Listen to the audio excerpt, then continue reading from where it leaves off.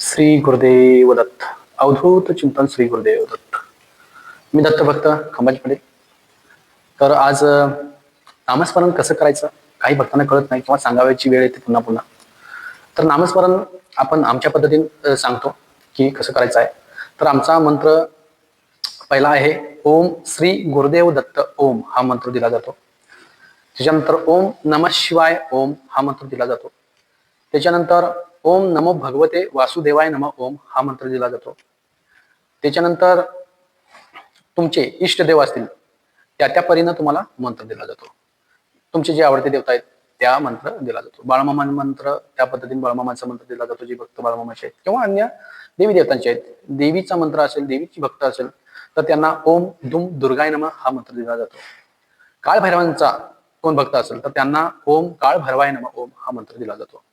तर त्या त्या भक्ताच्या पर्यायानं त्यांना मंत्र दिला जातो. तर म्हणायचं कसं आहे, आमच्याकडे भक्त समोर येतात, यावेळेला त्यांचं हवन होम हवन आपल्याकडे होतं, तर त्यांना आम्ही बघितलं जातं की त्यांना मानसिक मॅच होतो की वाचिक होतो की उपांशु मंच त्यांना मॅच होतो.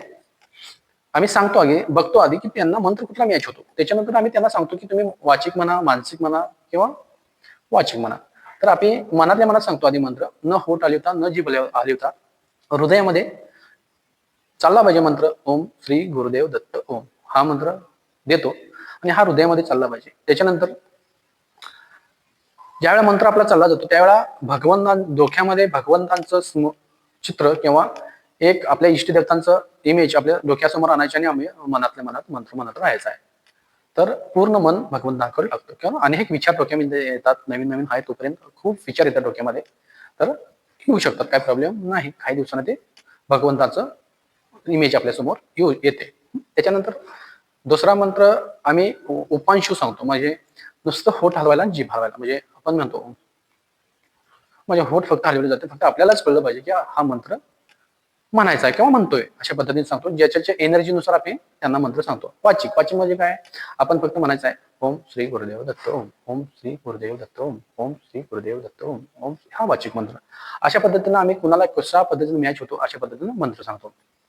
तर ज्याच्या इष्टच्या प्रमाणे आम्ही मंत्र देतो, त्यांची एनर्जी माग आहे, कनेक्ट आहे, अशा प्रकारे आम्ही त्यांना मंत्र देतो. ज्यांच्या देवाच्या ज्या भक्तांच्या देव माग उभा आहे किंवा एनर्जी एक आहे, कुठल्या देवाची एनर्जी आहे तर ती बघून तो मंत्र ते पण दिला जातो. अशा प्रकारे आम्ही मंत्र देतो भक्तांना.